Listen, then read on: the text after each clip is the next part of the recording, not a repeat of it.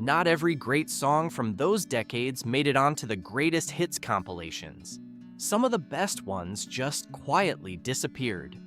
Here are 12 forgotten 70s and 80s songs that still hold up in 2026. Number 12, Main Street by Bob Seger, 1977. There was this long, lovely dancing little club downtown. Bob Seger is not a forgotten artist by any measure.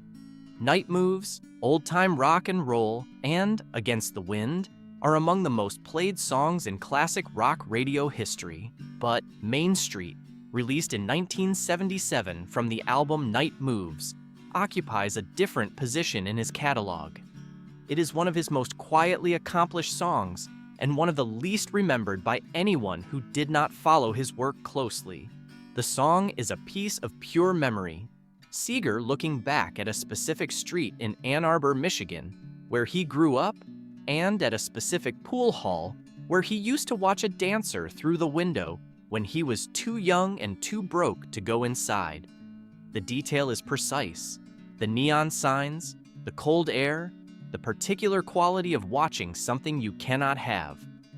Seger wrote from autobiography throughout his career, and Main Street is one of the clearest examples of that instinct producing something genuinely moving. Unlike all the other ladies, she looks so young and sweet. The song reached number 24 on the Billboard Hot 100 in 1977, which was a modest chart position for a track from an album that was one of the best-selling records of the year. The Night Moves album went platinum multiple times and produced the title track that dominated radio, which meant Main Street was always the second song people mentioned when they talked about it, if they mentioned it at all. Seger recorded it with the Silver Bullet Band at Muscle Shoals Sound Studio in Alabama, and the southern recording environment gave it a warmth that his later, more polished productions sometimes traded away in exchange for commercial impact. In 2026, it holds up because the emotion in it is real, and the production, Seger's voice, the piano, the restrained arrangement, has not dated in any meaningful way. Songs about specific memories of specific places tend to age better than songs about abstract feelings, and Main Street is one of the best examples of that principle in 1970s rock. The pool hall it describes is long gone. The feeling it describes is not. Down on Main Street. Number 11, Still the Same by Bob Seger, 1978. You said, let's never play the game too long. Two Bob Seger entries might seem like an overrepresentation, but the argument is simple. Both songs have been largely passed over by the radio formats that kept his bigger hits in rotation, and both deserve more attention than they receive in 2026. Still the Same was released in 1978 from the album Stranger in Town and reached number 4 on the Billboard Hot 100, a higher chart position than Main Street. But it has somehow faded from the regular rotation of even devoted Seger listeners. The song is a portrait of a gambler, a specific type of person who moves through life untouchable, uncommitted, always coming out ahead by never caring enough about any particular outcome to lose. There you stood, everybody watched you play. It is written in the second person, addressed directly to this figure, which gives it an unusual intimacy. Seger is not glorifying the gambler. He is observing him with a combination of admiration and sadness, understanding that the qualities that make this person impossible to beat are the same qualities that make genuine connection impossible for him. The production on Still the Same is spare and controlled, piano-based, unhurried, with Seger's vocal doing more work than the arrangement. That restraint is what makes it hold up in 2026. It does not sound like a record from 1978 trying to be contemporary. It sounds like a song about a person, which is a different thing entirely, and songs about specific people tend not to age. And you're still the same. Number 10, Allentown by Billy Joel, 1982. Well, we're living here in Allentown. Billy Joel has never been forgotten, and Piano Man, it's still rock and roll to me, and We Didn't Start the Fire are as present in the culture of 2026 as they were when they were first released. But Allentown, released in 1982 from the album The Nylon Curtain, occupies a specific place in his catalog that is less frequently discussed than it deserves. The song is about the collapse of the American steel industry as experienced by the people who lived and worked in the towns built around it. Allentown, Pennsylvania, Bethlehem, Easton, the communities of the Lehigh Valley where the mills were closing, and the promise of industrial prosperity that had shaped a generation's expectations was being quietly revoked. Joel grew up in Levittown, New York, and had the outsider's ability to observe that world with clarity without sentimentalizing it. Allentown reached number 17 on the Billboard Hot 100, a commercial result that underrepresented its quality and its cultural significance. The Nylon Curtain album it came from was Joel's most deliberately serious work, influenced by the Beatles' late period, addressing unemployment, Vietnam veterans, and social disillusionment, and it was commercially successful without being celebrated in the way the more personal albums that preceded and followed it were. In 2026, Allentown holds up because deindustrialization, the gap between promised opportunity and delivered reality, and the experience of communities built around industries that no longer exist are not historical conditions. They are ongoing ones. The song does not feel like a period document. It feels like a description of a problem that was never solved. Well, we're waiting here in Allentown. Number 9, The Logical Song by Supertramp, 1979. Send me away, teach me how to be sensible. Supertramp were a British rock band who had a remarkable commercial run in the late 1970s, and The Logical Song was their biggest American hit, reaching number 6 on the Billboard Hot 100 in 1979 and spending several weeks in the top 10. The song was written by Roger Hodgson, who sang lead, and it addresses the experience of a child who is educated into conformity, sent off to learn how to be sensible, logical, responsible, and who emerges from that process not knowing who he actually is. The song is remembered by people who loved it, but it has not maintained the radio presence of tracks from the same era that are arguably less interesting. Supertramp were a band whose commercial success was real and whose critical reputation was never quite commensurate with it. They were regarded by a certain section of the music press as too polished, too accessible, not serious enough, which is a judgment that sounds less convincing with every year that passes. The Breakfast in America album, that The Logical Song, came from sold over 18 million copies worldwide and reached number 1 in the United States and the United Kingdom simultaneously. Logical, oh, responsible, practical. Its saxophone break, sharp, angular, and in a different emotional register from the verse, remains one of the more distinctive instrumental passages in late 1970s pop. Hodgson left Supertramp in 1983 following creative differences with keyboardist and co-vocalist Rick Davies, and the split affected how the band's catalog was remembered and marketed for years afterward. Hodgson and Supertramp have operated separately since, with ongoing disputes over rights and credits complicating reunion efforts and affecting how the band's history has been presented publicly. In 2026, the song's central question, what happens to the self that existed before the world told you who to be, has lost none of its relevance. It is a question that the generation who first heard it at 17 or 18 spent the rest of their lives varying degrees of settled with, and it arrives fresh for every generation that encounters the song for the first time. When all the world is asleep. Number 8, Subdivisions by Rush, 1982. Sprawling on the fringes of the city. Rush were a Canadian progressive rock trio, Geddy Lee on bass and vocals, Alex Lifeson on guitar, and Neil Peart on drums, who maintained a devoted and substantial following throughout the 1980s without receiving much mainstream critical recognition during their active years. Subdivisions was released in 1982 from the album Signals and reached number 53 on the Billboard Hot 100. By any conventional measure, it was not a commercial hit. Among the people who know it, however, it occupies a specific and important place.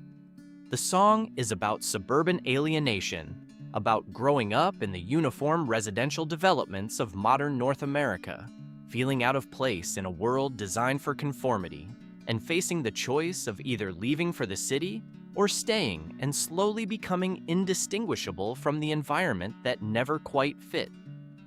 Peart wrote the lyrics with the specificity of someone who had actually experienced that condition.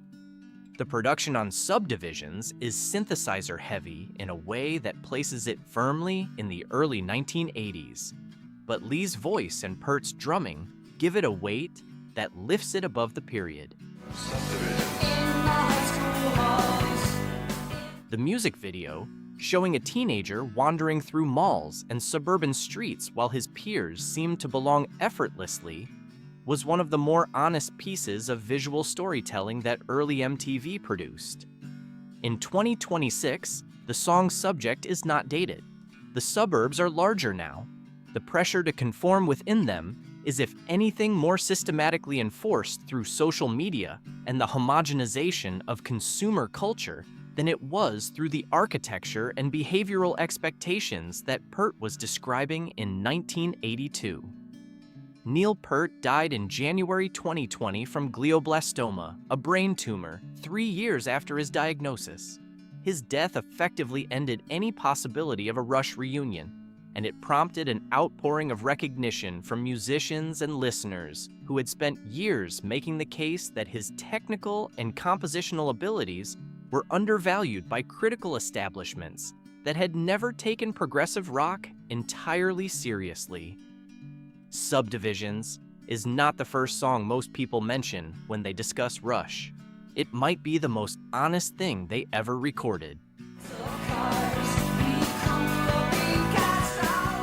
Number 7, Baker Street by Gerry Rafferty, 1978.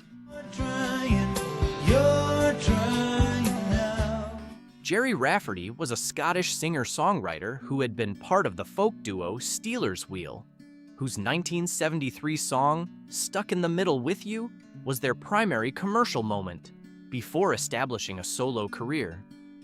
Baker Street was released in 1978 from the album City to City and reached number 2 on the Billboard Hot 100, spending 2 weeks just short of the top position.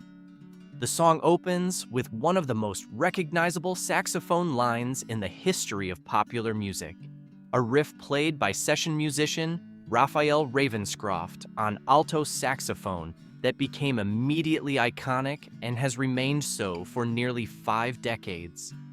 The story of the saxophone's inclusion is notable. Rafferty composed the melody as a guitar part initially, and the decision to arrange it for saxophone, suggested during the session itself, gave the track its defining character entirely. Ravenscroft was paid a session fee of approximately £27 for his contribution and received no additional royalties from a recording that has since generated enormous commercial income. The song is about a man in London living an unsatisfying life, drinking too much, telling himself that everything will be different when he moves to the country, a plan he has been making for years without executing. That particular human failure, the life we of improved not by action, but by the ongoing intention to act, gives it a quality that is genuinely literary. Rafferty was drawing partly from his own experience of the music industry and the personal difficulties it had created during his years of legal disputes with his former Stealers Wheel partner, Joe Egan. Rafferty had significant problems with alcohol through the years following the song's commercial success, and withdrew from the music industry for long stretches. He died in January 2011 from liver failure at the age of 63. In 2026, Baker Street holds up not because of nostalgia, but because the saxophone riff is as good as it ever was, and the song behind it earns the riff completely. Number 6, Wishing Well by Terence Trent D'Arby, 1987. Wish me love or wishing well to kiss and tell. Terence Trent D'Arby, who later changed his name legally to Sananda Maitreya, was an American singer who released his debut album, introducing the hard line. According to Terence Trent D'Arby, in 1987, and made one of the most confident entrances into the pop mainstream of the decade. The album sold 7 million copies worldwide, reached number 1 in the United Kingdom and the United States, and produced multiple hit singles. Wishing Well was released in 1988 as a single in the United States and reached number 1 on the Billboard Hot 100, spending 1 week at the top. The song's production, layered, rhythmically complex, drawing on soul, gospel, and the British pop production aesthetic of the late 1980s, gave it a sound that was dense and immediate simultaneously. Darby's voice, which had a range and expressiveness that invited inevitable comparisons to Marvin Gaye and Sam Cooke, was the song's central asset. The follow-up album, Neither Fish Nor Flesh, released in 1989, was a deliberately uncommercial and experimental record that the audience who had bought the debut was not prepared for. Its commercial failure effectively ended Darby's mainstream career. He changed his name and has continued to make music under the Sananda Maitreya identity, releasing albums with a small but dedicated audience. Wishing Well in 2026 sounds like a song that should have launched a 30-year mainstream career. The fact that it did not is one of the more puzzling outcomes in the pop music of its era. Number 5, Burning Down the House by Talking Heads, 1983.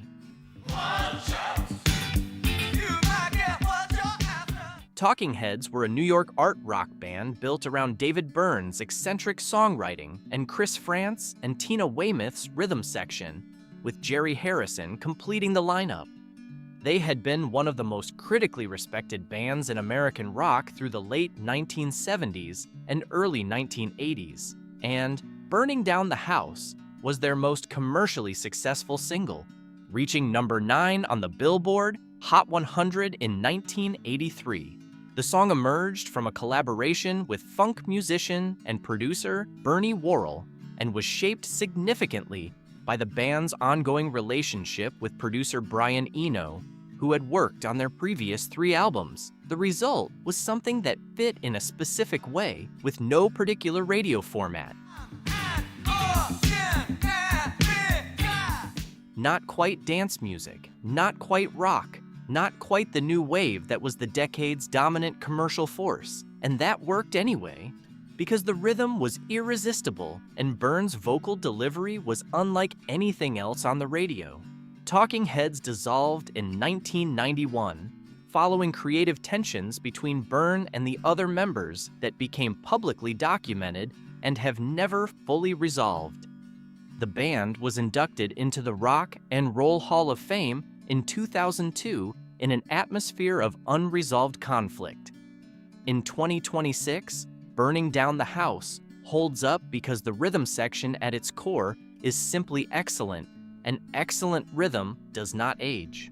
The production around it sounds like 1983, but the foundation underneath it sounds like music. Number 4, Don't You Forget About Me by Simple Minds, 1985. Simple Minds were a Scottish new wave and synth pop band who had been recording since 1979 and had built a substantial following in the United Kingdom and Europe before Don't You Forget About Me arrived. The song was written by Keith Forsey and Steve Schiff specifically for the John Hughes film The Breakfast Club, and offered to several artists before Simple Minds agreed to record it.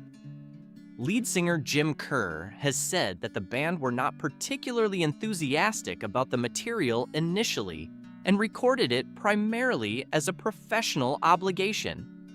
The song reached #1 on the Billboard Hot 100 in May 1985 and remained there for 1 week. It also reached #7 in the United Kingdom. The association with The Breakfast Club, a film that became a defining cultural object for American teenagers of the mid-1980s, gave the song a cultural weight that extended well beyond its chart performance. Simple Minds continued to have success in the United Kingdom through the late 1980s and into the 1990s, releasing albums that performed well domestically. In the United States, Don't You Forget About Me effectively defined their entire identity, which was a position the band found limiting and which Kerr has discussed in interviews with evident complexity. In 2026, the song holds up partly because of its film association and partly because the production, the drum pattern at the opening, the synthesizer swells, Kerr's vocal, is genuinely good. The fact that the band were reluctant to record it is, in retrospect, one of the better arguments for occasionally doing things you are not entirely sure about. Number 3, Trouble by Lindsay Buckingham, 1981. Lindsay Buckingham was the guitarist and a primary songwriter of Fleetwood Mac during the band's most commercially successful period, and his contributions to albums like Rumors, Tusk, and Tango in the Night were foundational to the band's sound. His solo career, running parallel to his Fleetwood Mac work, produced albums that received strong critical attention without achieving the commercial reach of the band material. Trouble was released in 1981 from the album Law and Order and reached #9 on the Billboard Hot 100. It was Buckingham's only solo top 10 single, and the record achieved it largely on the strength of a production approach that was unusual for its time. Built on layered acoustic and electric guitar parts, recorded with a directness and density that gave it a homemade, intensely personal quality even at full commercial volume. Forgotten what love is for. The song sounds like nothing else from 1981. The production choices Buckingham made, minimal drums, maximum guitar layering, a rhythm built on percussion and strumming rather than a conventional drum kit, were ahead of what most producers were doing with commercial pop at the time. In 2026, Trouble holds up specifically because those production choices, which might have sounded experimental in 1981, now simply sound distinctive. It is recognizably a Lindsay Buckingham record in all the ways that matter: technically accomplished, slightly obsessive, and emotionally direct in a way his Fleetwood Mac contributions sometimes had to share with 3 other very strong personalities. Number 2, Rio by Duran Duran, 1982. Duran Duran were a Birmingham new wave and synth pop band who became one of the defining acts of the early MTV era, and their commercial success in the early 1980s was extraordinary.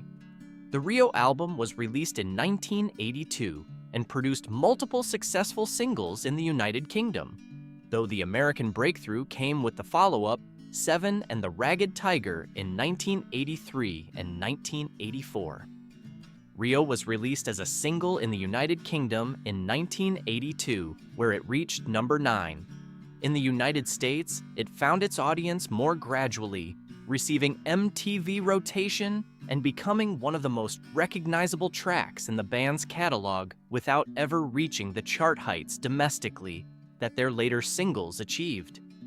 The music video, filmed on a yacht in Antigua with director Russell Mulcahy, featuring Simon Le Bon in various states of windswept elegance alongside models, became one of the defining images of the decade's particular flavor of aspirational pop culture. MTV's early appetite for visually ambitious British acts gave Duran Duran a platform that their American radio presence alone would not have provided. And Rio was one of the videos that defined the channel's early identity as clearly as anything else in its first years. The song's production, handled by Colin Thurston, holds up remarkably well in 2026. The bass line, played by John Taylor, who was among the most technically proficient bass players working in mainstream pop at the time, is the song's genuine structural asset, providing a melodic depth beneath the synthesizer textures that gives the track its forward momentum. Nick Rhodes's keyboard arrangements have the warmth of analog production that digital recording later replaced, and that warmth has aged in the song's favor rather than against it. Laban's vocal is confident and committed in a way that wears its era without being trapped in it. Duran Duran were inducted into the Rock and Roll Hall of Fame in 2022. Rio was not their biggest American hit. That distinction belongs to Hungry Like the Wolf and The Reflex, but it is the song that most precisely captures what they were at their peak. Polished, glamorous, and built on musicianship that the glamour sometimes obscured. Number 1, Wish You Were Here by Pink Floyd, 1975. Do you think you can tell? Pink Floyd released Wish You Were Here in September 1975, and the title track, an acoustic guitar piece built around a specific set of chord progressions and David Gilmour's slide guitar, became the album's emotional center. The song was written primarily as an address to Syd Barrett, the band's original frontman and creative center, who had deteriorated mentally and been removed from the band in 1968. Barrett had famously appeared at the recording sessions for Wish You Were Here in 1975, unrecognized by the band initially due to the physical changes his years of difficulty had produced. Wish You Were Here is not forgotten in the conventional sense. It receives regular radio play and appears on most lists of the greatest rock songs ever recorded. But it is included here because its depth is frequently underestimated by listeners who encounter it as background music or as a general sentiment about absence, without understanding the specific and devastating context in which it was written. Did they get you to train? The song is not about missing someone who is away. It is about missing someone who is present but gone. About watching a person who was full of life and creativity become someone unrecognizable, and about the helplessness of caring for someone you cannot reach. That specific kind of loss, the person who is still alive but absent, is one that the generation who first heard this song in 1975 has become increasingly familiar with over the subsequent 5 decades. The song does not age because its subject does not age. Gilmour's slide guitar passage in the song's midsection remains one of the most moving pieces of playing on a rock record, and Roger Waters' lyric, which is dense with the specific imagery of alienation and the music industry, operates simultaneously as a personal elegy and a more general statement about disconnection. In 2026, Wish You Were Here holds up not because it sounds contemporary, but because it was always about something that lasts longer than any production style or radio format. That is the truest measure of whether a song holds up. Not whether it sounds like now, but whether it means something that was always true. Some of these songs never got the attention they deserved the first time around. In 2026, they are still waiting. If you enjoyed this video, please like and subscribe to our channel so you never miss out on more history documentaries.